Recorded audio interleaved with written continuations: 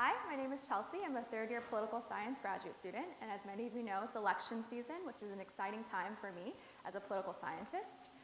So what am I interested in about elections? I'm most interested in voters. What about them persuades things? How are they persuaded?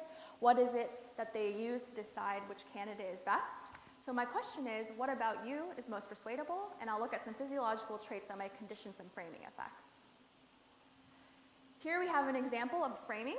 So we have, last October, there was an Oregon community college mass shooting, and during this time, the candidates came out and gave all of their different perspectives of why this issue is important to them. On the right, we have Hillary Clinton framing the issue as a gun control issue and talking about the safety of individuals. On the left, we have Trump giving a frame about the importance of Second Amendment rights and the importance of helping people protect themselves. Here we have one issue, one event, very different frames, and multiple frames. And as you may notice, this happens all the time in politics. People who study framing focus on what it is about the frame that's most effective. So what is it that they're saying? Who is saying it? Is it specific or general? But instead, I want to turn it around and ask what it is about you that makes these frames so persuasive. To do this, we ran an experiment with over 300 students on campus, and we're expanding this to community participants at Merced. The first part is a physiological part. I'm interested in threat sensitivity, which is something that's an individual trait, and we measure this through skin conductance levels, which measures your sweat glands.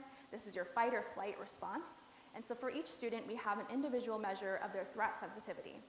The actual experiment comes from the framing portion.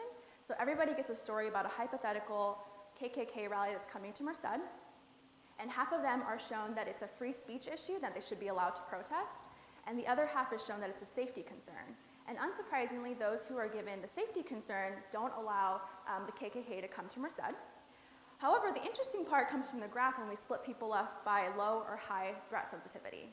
Those who are low in threat sensitivity don't show any difference between these conditions. However, those who are highly threat sensitive do. So those who are highly threat sensitive are actually very much persuaded by the safety concerns that are brought about through the story. This is evidence to show that your individual traits can condition how persuaded you are by certain frames. We do this with multiple other individual traits like personality, your emotions, your disgust sensitivity, and we show this for all the different issues as well and how these things kind of come together. The important part here is that we are trying to further the research on how individual traits are important when looking at framing effects. So not just the frames, but what it is about you that makes you most persuadable. So tonight, when you are watching the news or during the election season, when you're listening to candidate speeches, think about what it is about you that makes you most persuadable. Thank you.